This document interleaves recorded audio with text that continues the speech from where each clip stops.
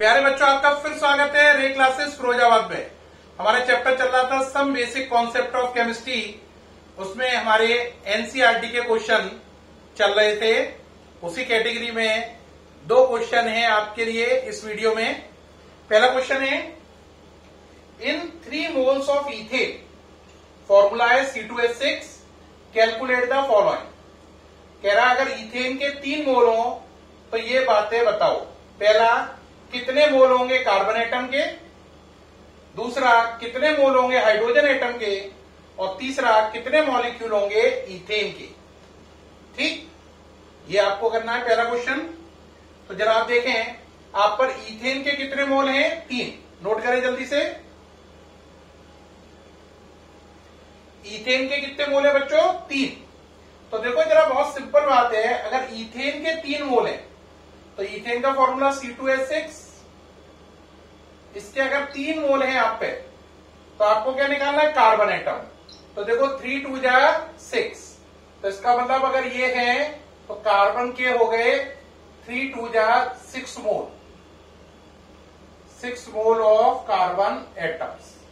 ये पहले पार्ट का आंसर हो गया। कह रहा हाइड्रोजन एटम के मोल, देखो 3 6 जा 18। एक मोल में हाइड्रोजन 6 है तो 3 मोल में 18। तो हाइड्रोजन के मोल कितने हो गए? 18 मोल ऑफ हाइड्रोजन एटम्स। ये सेकंड पार्ट का आंसर हो गया। अब थर्ड पार्ट में क्या बोल रहा है? कितने मॉलिक्यूल होंगे इथेन के। कितने मॉलिक्यूल होंगे किसके? इथेन के। बेटा एक मोल के अंदर, किसके अंदर? एक मोल के अंदर 6.022 होते हैं। 6.022 10 की पावर 23 होते हैं 1 मोल में हमेशा। ये एवोगाद्रो लॉ है। तो 3 मोल में कितने होंगे? इसका 3 गुना मल्टीप्लाई कर लो, ये हो गया 18.066 इंटू 10 की पावर 23 क्या? Molecules of ethane.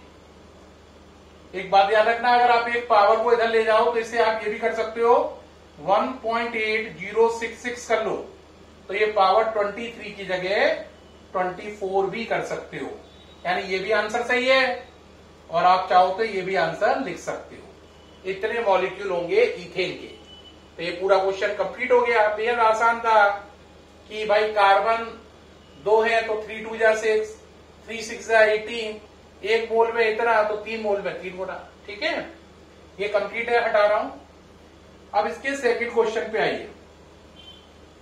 Second question में क्या कह रहा है प्यारे बच्चों? देखो, कह रहा है calculate the atomic mass average of chlorine from the following data.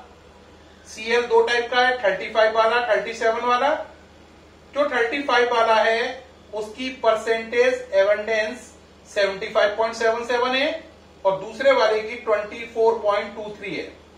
Molecular mass इसका 34.9689 है और इसका 36.9659 है। परसेंटेज एवेंडेंस का मतलब है नेचर में कितने प्रतिशत मिलता है, यानी नेचर में उसका जो परसेंटेज है वो कितना है, वो कहलाता है परसेंटेज एवेंडेंस। अब जरा देखें, एवरेज के लिए कैसे निकालेंगे? एवरेज मॉलिक्यूलर मास, एवरेज निकालना है, atomic mass, sorry, average atomic mass A.M। पहले वाला कितना है परसेंटेज? 75.77 और उसकी वैल्यू है 34.9689। दूसरा है 24.23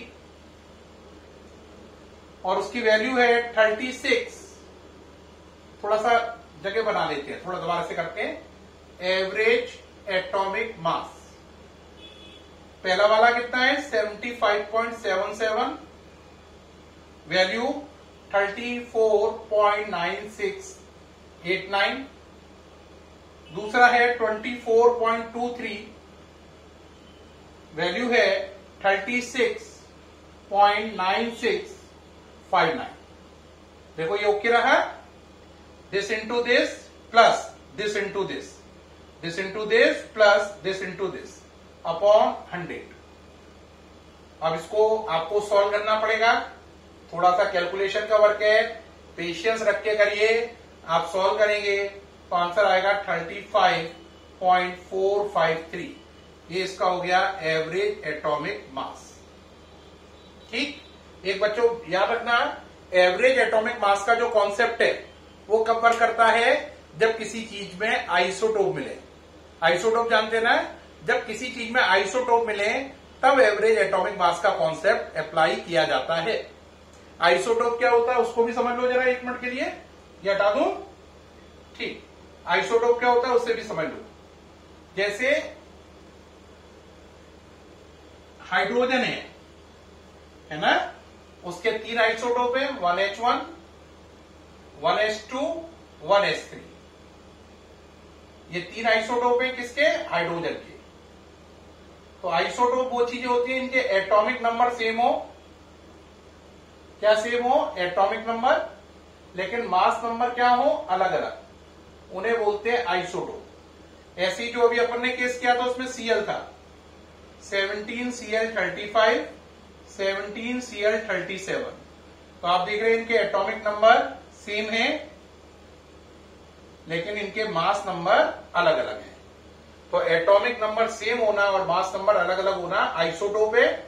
जब कभी भी आइसोटोप होगा तो एवरेज एटॉमिक मास का कॉन्सेप्ट आएगा।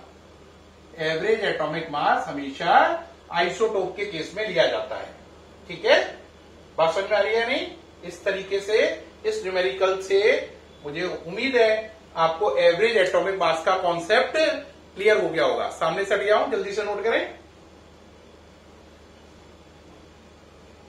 हाँ प्यारे बच्चों, उम्मीद है ये सारा समझ में आ गया है।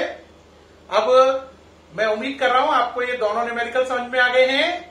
फिर आपसे मुलाकात होगी नेक्स्ट वीडियो में, तब तक के लिए थैंक यू।